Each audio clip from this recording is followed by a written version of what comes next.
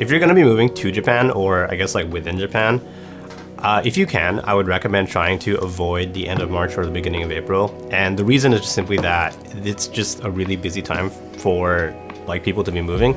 The beginning of the Japanese school year, and I guess like fiscal year for businesses, is April. So a lot of families are moving at that time, or if you're like a student, like you're going off to like university or something like that, you're gonna be moving probably somewhere around there. It's just really crowded. It's a really busy time for moving. So if you can avoid it, like if you can move any other time of the year, I would try to do that. I've only ever moved like in the summertime, like from apartment to apartment, like also I guess to Japan for the very first time, like when I was a student.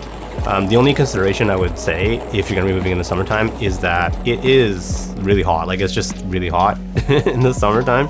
So what I'm trying to get at is like you probably want to make sure that wherever you're moving to has air conditioning, or you can get air conditioning like set up for your move. Like you can show up on the day, like when you get the keys, and then you'll have just an air conditioner ready to go. That said though, I do understand that you might not have the choice in when you move. Like you might just get told to move, like for work, for example. And if that happens to be, you know, at the end of March or beginning of April, then I don't know, I guess like hopefully it's not too crazy, like good luck. I don't have any personal experience with it, but if your company's paying for it, then maybe, you know, they can secure a date for you.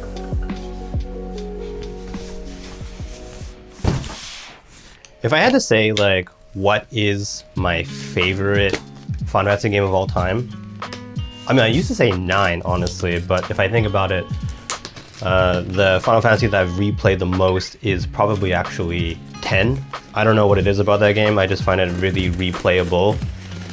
I do a replay every couple years.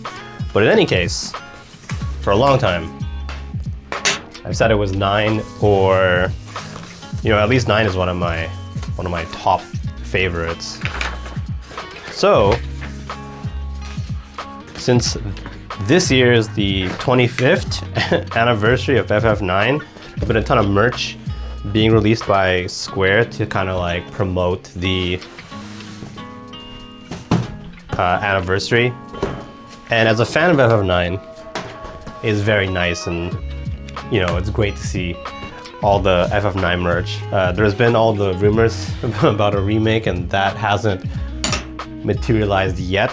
But you know, putting that aside, lots of merch. So when I saw this available for pre-order, I couldn't not get it. It is, well, okay, hold on, I'll show you.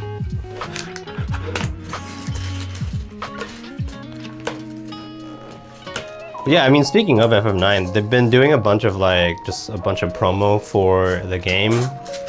Lots of new merch, keychains, plushies, that kind of thing. So everyone was hoping that for an announcement of a remake, which, or at the very least like a remaster, like a proper remaster, but that hasn't happened yet, unfortunately.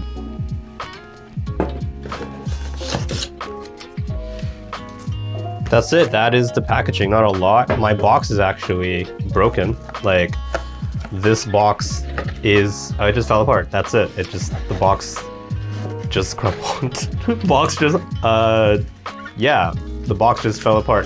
I'm glad I had this shipped to me in the bigger box. I didn't buy this from a store, because otherwise that might have opened on the way home, and that would have been super shitty. Let's just get this actually out of the way.